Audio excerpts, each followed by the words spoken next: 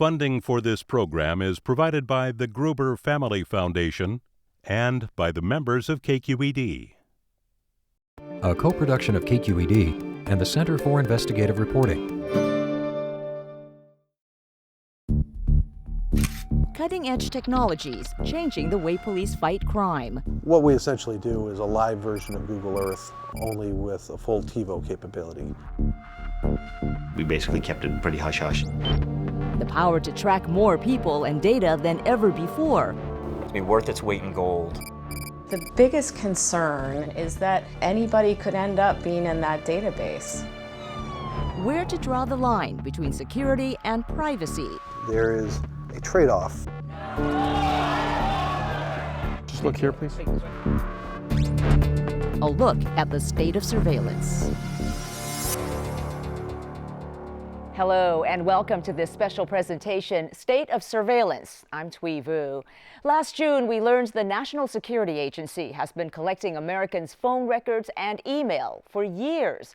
As the national conversation continues about the federal government's access to private information, local law enforcement in California are experimenting with new crime-fighting tools. Eyes on the street and in the skies, feeding images to command centers. Amanda Pike with the Center for Investigative Reporting shows us some of the new technologies now being tested. Officer Rob Halverson of the Chula Vista Police Department is testing a technology that could change how police fight crime. He's on a call to verify the identity of a woman just arrested for possession of narcotics.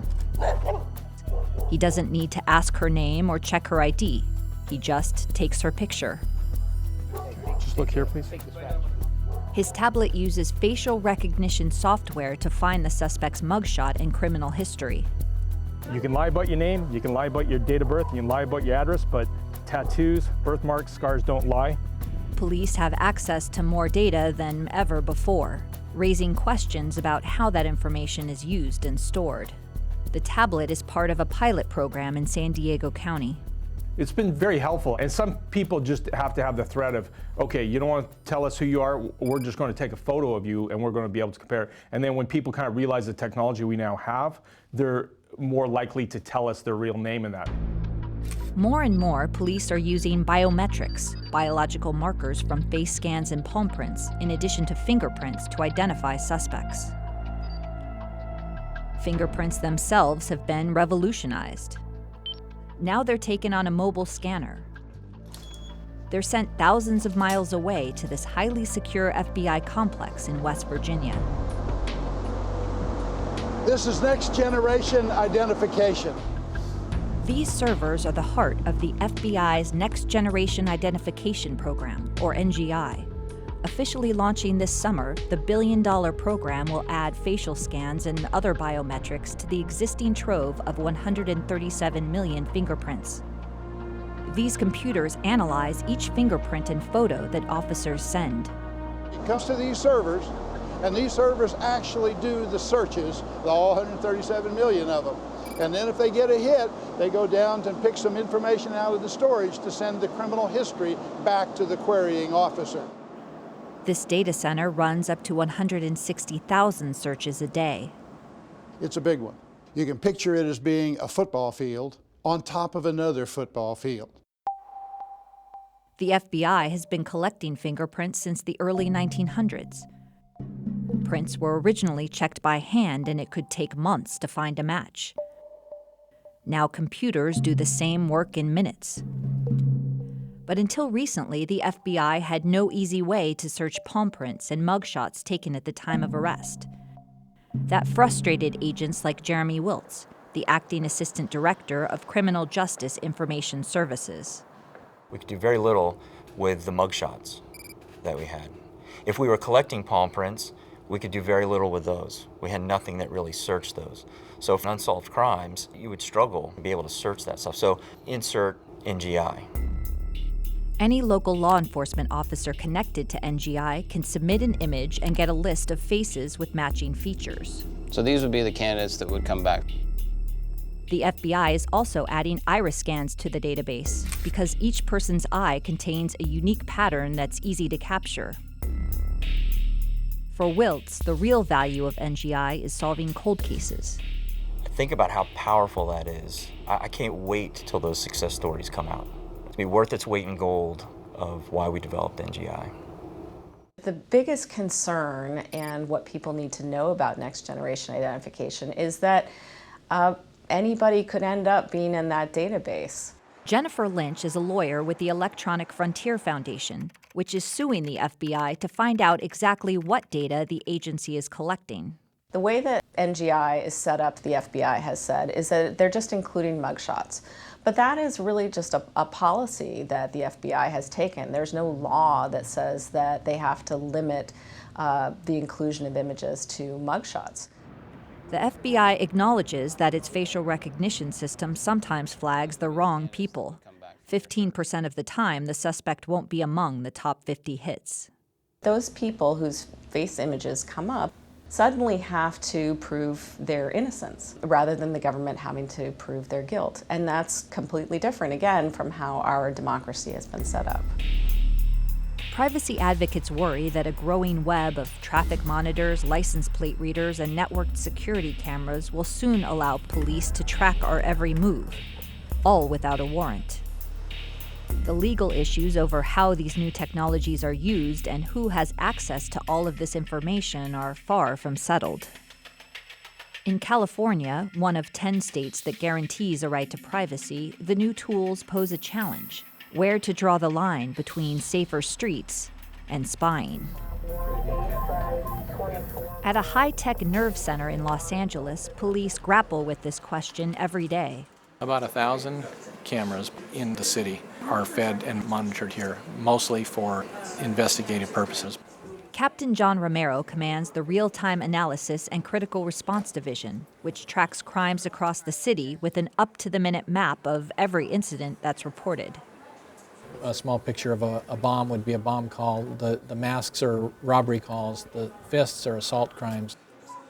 Romero says new technologies allow the department to do predictive policing, determining when and where crimes are more likely to occur. As part of a new initiative, police also monitor private cameras near the Hollywood sign and warn off interlopers through a speaker. They are trespassers at this point. Romero believes that while the public may be uneasy about being watched, they'll soon see the benefits.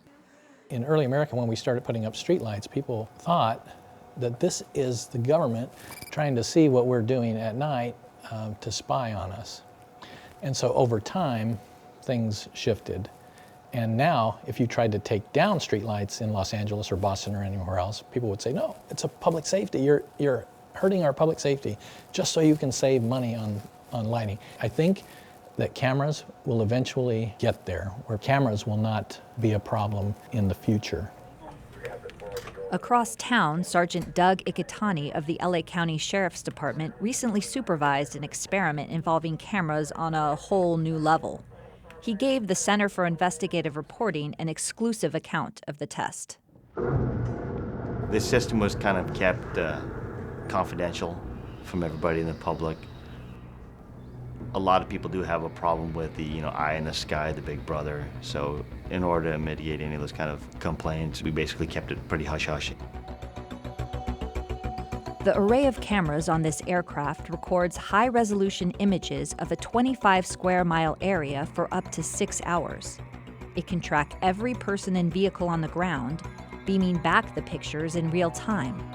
It's citywide surveillance on an unprecedented scale. What we essentially do is a live version of Google Earth, only with a full TiVo capability. It allows us to rewind time and go back and see events that we didn't know occurred at the time they occurred. How are you doing? Ross McNutt is the president of Persistent Surveillance Systems in Dayton, Ohio, one of the few companies in the U.S. that does wide area surveillance. It's a little easier to follow, isn't it? McNutt developed a similar system in the Air Force that was used in Iraq and Afghanistan. It was at the height of the IED problem, and our objective was to be able to follow the bombers from where the bomb went off back to the house that they were building the bombs and be able to use that. Towards the end of the time when the system was deployed, we looked at it and said, hey, there's some real law enforcement applications to this. McNutt has tested the technology in Philadelphia, Baltimore, and Dayton, where he says it provided police with useful leads on shootings, armed robberies, and narcotics cases. The LA County Sheriff's Department tested wide area surveillance in 2012 over Compton, a compact city with a high crime rate. We literally watched all of Compton during the times that we were flying. Anywhere within that whole area, we can zoom down, live or after the fact, to resolutions just barely to be able to follow people. My first initial thought was like, oh, big brother, we're gonna have a camera flying over us. But with the wide area surveillance, you would have the ability to solve a lot of the unsolvable crimes with no witnesses, no videotape surveillance, no fingerprints. From a mobile command center, McNutt monitored 911 calls and coordinated with officers on the ground. There had been a rash of crimes in Compton with people getting necklaces snatched. So the LA Sheriff's Department asked us to investigate this. Yeah, I remember this call. It was basically our typical middle-aged woman walking down the street with a friend of hers having a conversation. A young male approaches her. And as he's just walking down the street, she thinks he's just a regular pedestrian, doesn't notice anything about him, grabs the necklace off her neck, runs down the street. In traditional policing, we won't be able to solve these types of crimes. 99% of the time, we're not going to find anybody. We went to the address and we watched it, and what we saw was somebody getting out of a car here, and then the person walks down the street here while the car circles around to the other side of the block. And what you have is a person walking down the road there. In just a moment here is where the necklace is stolen, right there. And then the person's going to run off quickly to get into the car, back into the car that's driven around the block, and then we can follow that person off. The system doesn't have the resolution to identify license plates or people. A person is just a pixel.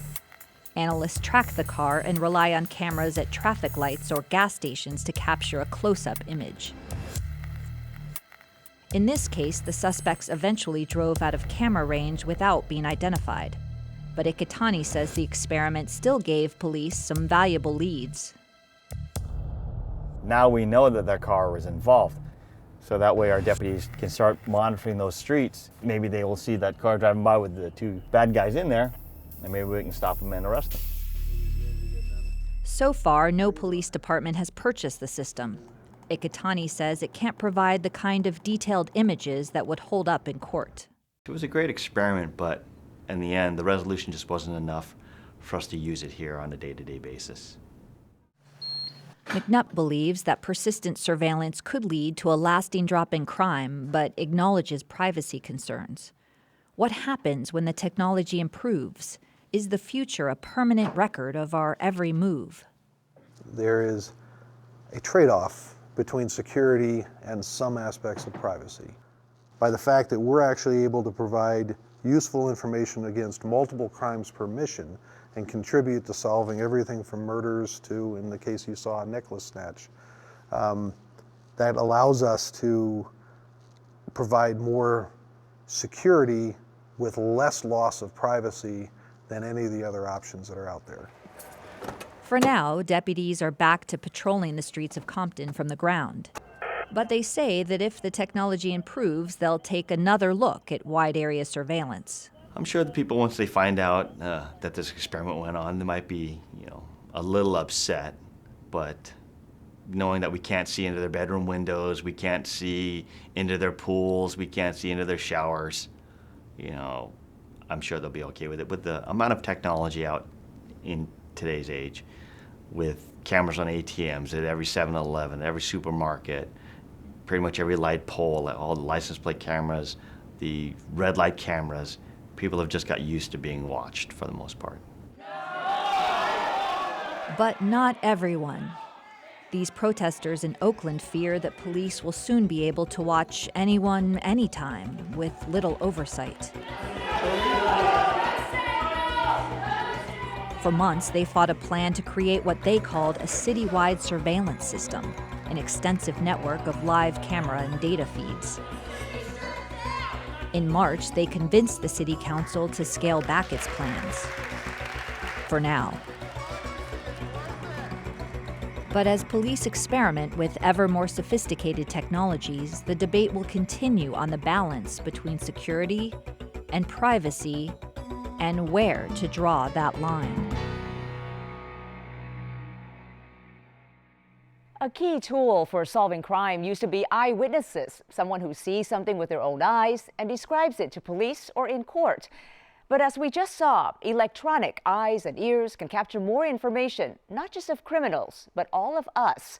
How effective are they, and at what cost? Scott Schaefer takes it from here. New and evolving surveillance technology. What does it mean for police, prosecutors, and law-abiding citizens worried about their privacy? Joining me to discuss the implications are Mike Sena, Director of the Northern California Regional Intelligence Center, David Green, Senior Staff Attorney at the Electronic Frontier Foundation, and Jennifer Granick, Civil Liberties Director at the Stanford Center for Internet and Society.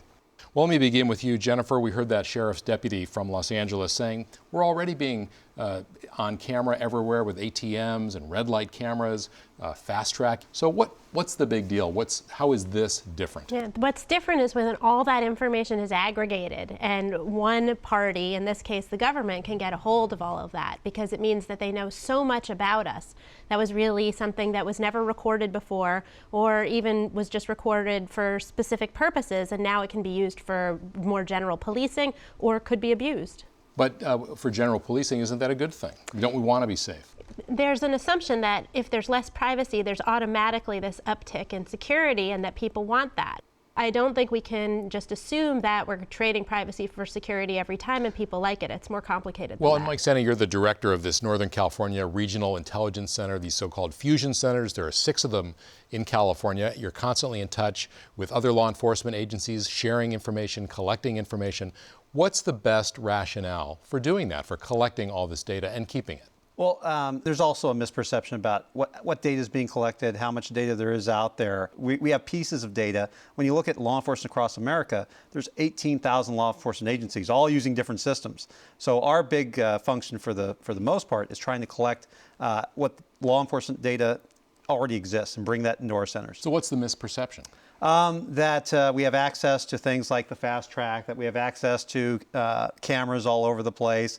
There really aren't that many cameras, and there's a misperception of what the efficiency is of cameras. Technology alone doesn't solve any crimes. It's a combination of people, analysts, and technology. But if you don't have all those pieces, you can't really bring that data together efficiently. I think what we heard the LA sheriff say was, well, people have cameras on all the time, so that in a few years they're not even going to care, and I actually find that very disturbing.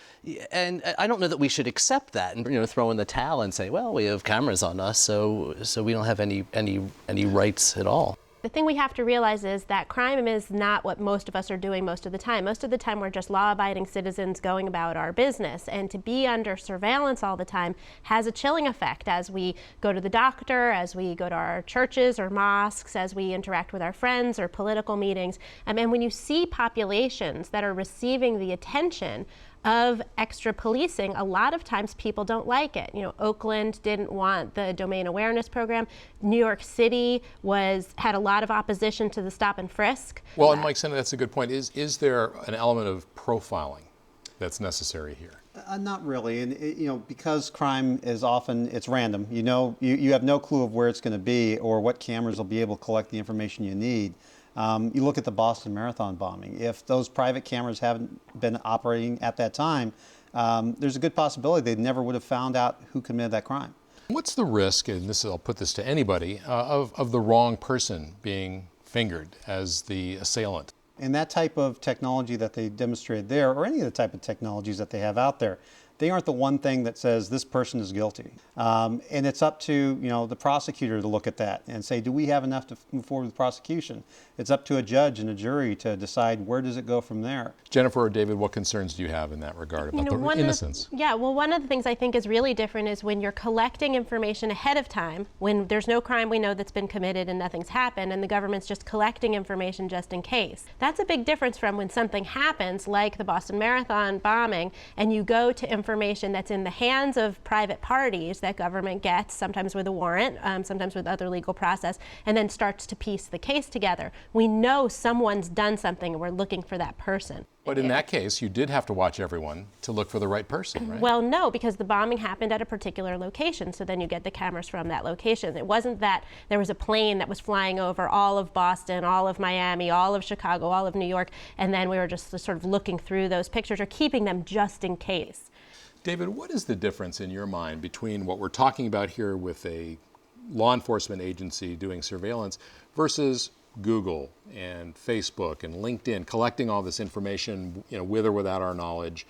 What's the and they're using it to make money. There's really no public purpose. It's just the bottom line in that sense. What's the difference? Well, and I think the main difference is that we have a different relationship with the government and with law enforcement in particular than we do with our search engine. And our relationship with our government, I think, is one of not being watched by them all the time. What we do see with Google and Yahoo and internet service providers is at least the ability to try and control. It might require you to be a knowledgeable consumer to do so, but to have some control over how much of your information is collected and what use is made of it. And you also have the ability to opt out of that as well. It's hard to opt out of law enforcement. Yeah. The internet companies are using our information to market things to us. The police are using information to put us in jail. Yeah, I'd actually like to disagree. I mean, our goal isn't to put people in jail, but it is to protect public safety. And as far as the gathering of information and what we do as far as the aggregation and follow-up, it also helps us to identify folks that haven't been engaged in crime, eliminating folks that could be potential suspects with the data that we've collected. Me as a citizen as well, I don't need to be followed all day long, and that's not the role of law enforcement. It's not to follow folks all day long, but the technology acts as a pointer system. It doesn't tell you that somebody committed a crime specifically, it just points in that direction. How long is this data kept? Photography, visual collected data, automated license plate readers, it's 12 months. That's what the government code in California, at least for visual data. Mike, is there a different standard for this surveillance and privacy when you're talking about, say, international terrorism versus local law enforcement, where you're looking for someone who snatched a purse? There are rules regarding the way intelligence is collected, the way information is collected in the country. And after September 11th, there were folks that actually wanted to get rid of those restrictions. But it was actually state and local law enforcement, the folks that I represent, that said, no, we need to keep this. Our role as public safety and law enforcement is to protect the public, but also uphold the Constitution of the United States. Jennifer, what would you add to that? I agree with the sentiment. Unfortunately, I don't think that's the way our courts and our investigators are actually doing it. There's no question in my mind that law enforcement agencies sharing information properly can help solve crimes. I think the hard question is with something like cameras. You have this ability to follow people around on the public streets. Traditionally, the Fourth Amendment didn't prohibit a single police officer from following you, but it was just infeasible for everyone to be followed all the time. Now we have technology that makes it possible for us to see where every car or where every person or almost every person is. Mike? Law enforcement doesn't have that capability to track people 24 hours a day, 7 days a week. The technology isn't quite there. I mean, there are things that in those videos and pictures. And for me, even a person that has worked in the technology field with the folks that are designing things and whatever the future may be, I don't see that in my career. We know that local law enforcement has the technological capability of actually tracking mobile phone as you walk around with your mobile phone, even if your phone is off. We've talked a lot about the privacy implications and some of the risks and constitutional questions. To what extent do the laws need to be updated? I mean, technology is changing so quickly. Is it possible for the law to keep up? Yeah, I mean, I think I'm a lawyer, so I like to believe it's possible for the law to keep up, but we have a long way to go.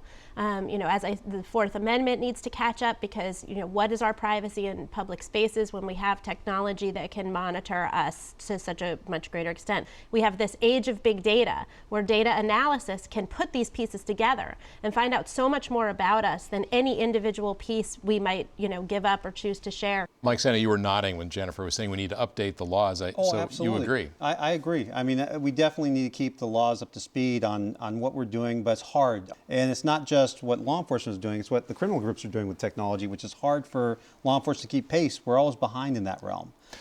David, what should local communities, local governments, and citizens, what should they be thinking about? What questions should they be asking? Well, I think a good question to ask really is what is the relationship between government and its citizenry? And if it is, and to me, a government really should be really hesitant to enter into a relationship where it's just constantly collecting information. I think it's very easy, what I've seen, you've seen it with the NSA and you've seen it on the local level, is that having the ability to collect information, and it seems innocuous and it seems easy, it becomes difficult to stop.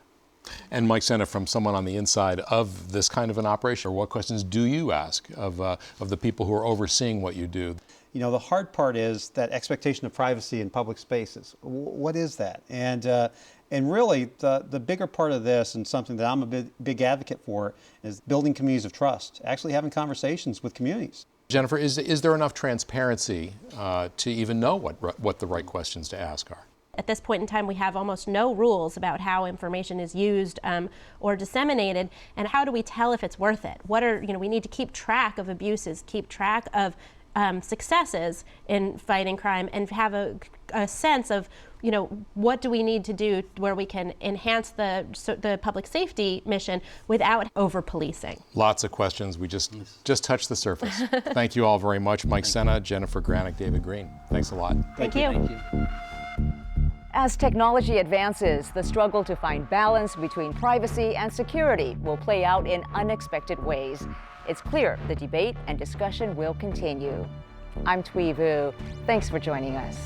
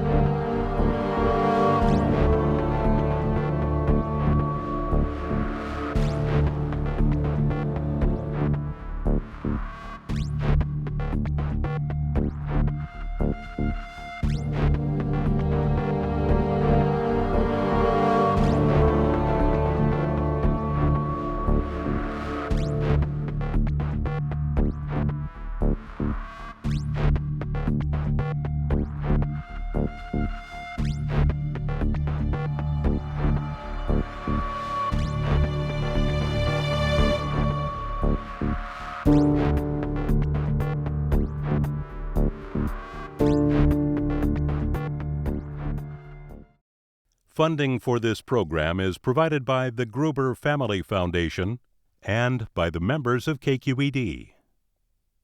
A co-production of KQED and the Center for Investigative Reporting.